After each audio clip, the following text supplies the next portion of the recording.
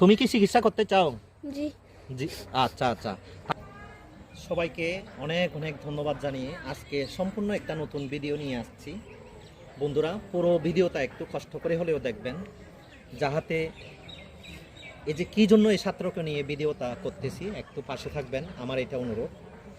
এই যে বাবা, তুমি একটু বাইর করো। এই যে আপনারা দেখতে পাচ্ছেন, এই হাতটা হলো গাছ থেকে পড়ে ভেঙে গেছে। এইটা বৌদ্ধ দ্বারা, মানে হাতটা পাহাড়ি ওষুধ দিয়ে বেঁধে দিয়েছে বৌদ্ধরা। তো এখন এই বেচারা এই যে হাতটা আমি যেভাবে করতেছি এভাবে কিন্তু করতে পারে না, একদম সোজা করে আছে। তো আমি এর বাবার সাথেও কথা বলছি, মানে এই যে আমাদের খাগড়াছড়িতে অনেক ভালো ভালো ডাক্তার আছে, এই যে নয়নময় স্যার আছেন, তারপরে সুবলজ্যোতি স্যার আছেন। তো একটু দেখানোর জন্য আমি ওনার বাবাকে রিকোয়েস্ট করেছি, আর এর আগে ভিডিওতেও বলেছি এর বাবাকে, বা পার্সোনালিও আমি বলেছি, কিন্তু এর বাবার কোনো রেসপন্স পাচ্ছি না। তো এই ছাত্র এখনও ক্লাস 6 না? তুমি জি কি নাম? আপ্রুং মার্মা, বাড়ি কোথায়? সংরাচুরি। তো তোমার বাবা কি বলছে? ডাক্তার দেখাতে বলছে? জি তুমি আমার কথা তোমার বাবাকে বলছো? জি তো কি বলে? টাকা নাই বলে নাকি? হ্যাঁ, টাকা নাই বলছে। তো এখন এই ছাত্রটি মানে হাতটা একদম এরকম করতে পারে না। তো এই অবস্থা হলে এই জীবনটা আসলে পঙ্গু হয়ে যাবে।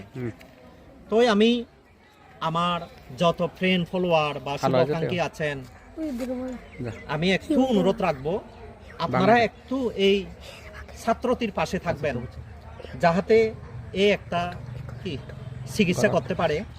আর এই ভিডিওর মাধ্যমে একটু আমি ওর বাবা মা আত্মীয় স্বজনের কাছেও একটু আর কি এই মেসেজটা, যাহাতে তারা একটু এই বাচ্চাটির প্রতি খেয়াল রাখে।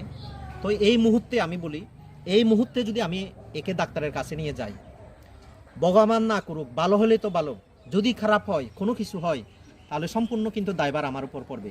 সেজন্য আমি অভিভাবককে বলেছি আমার সাথে যোগাযোগ করার জন্য। অভিভাবকের যদি থাকা না থাকে, আমি চেষ্টা করব ওনাকে ডাক্তারের কাছে নিয়ে যাওয়ার জন্য।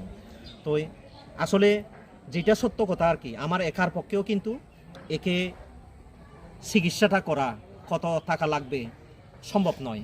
তো আমি এই ভিডিওর মাধ্যমে সকলের কাছে একটা অনুরোধ রাখবো, যদি সম্ভব হয় আপনাদের কিছু কিছু যদি সহযোগিতা দিতে পারেন, আমরা সবাই মিলে একসাথে এই ছাত্রটির পাশে থাকব, ওনার জীবনটা আমরা স্বাভাবিক, এই হাতটা আর কি স্বাভাবিক অবস্থায় ফিরিয়ে আনার জন্য চেষ্টা করব। তো আপনাদের যদি সহযোগিতা থাকে, আমিও একেবারে ডাক্তারের কাছে নিয়ে যেতে পারবো।